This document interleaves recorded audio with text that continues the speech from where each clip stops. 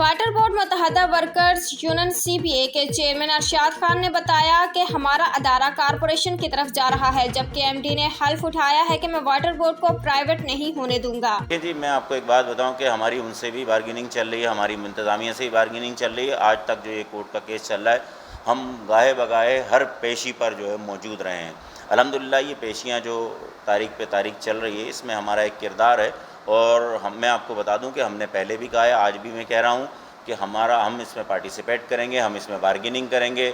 हम बार्गेनिंग करके दोनों तरफ के एतराफ़ के लोगों को बिठाएंगे, चाहे वो इंतज़ामिया हो, चाहे वो हमारे हमारे जो इत्तेहादी हैं वो हों।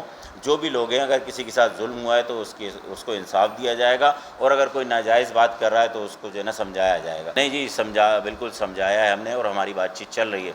इंशाअल्लाह बहुत जल्द मुलाज़मीन को खुशखबरी देंगे कि केस वापस हो रहा है। एक नया नाम इन्होंने दे दिया कि जी कॉरपोरेशन करने जा रहे हैं, लेकिन हमें मालूम है कि कॉरपोरेशन का दूसरा नाम प्राइवेटाइजेशन होता है। पहले कॉरपोरेशन होती है।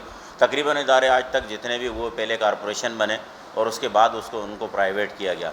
हमारी नज़र है इसके ऊपर, और एक्ट भी हमने पढ़ा है, और हमारी जो है वो अपनी पार्टी से जो है वो बातचीत भी चल रही है।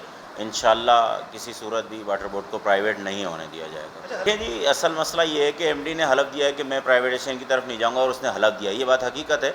लेकिन MD साहब हमारे 3 साल के लिए हैं, इसके बाद दूसरी मुद्दत का आ जाएगा, तो इनका हलफ तो अपनी जगह बरकरार रहेगा। ये नहीं करेंगे, इनके आने वाले बाद जो लोग हैं वो जो है उस तरफ को लेके जाएंगे। तो हमारी उसके ऊपर नज़र है। इंशाल्लाह ना इनको करने देंगे, ना इनके बाद आने वालों को करने देंगे। वाटर बोर्ड प्राइवेट नहीं होगा किसी। उम्दा में पकाएं और जी भर के खाएं।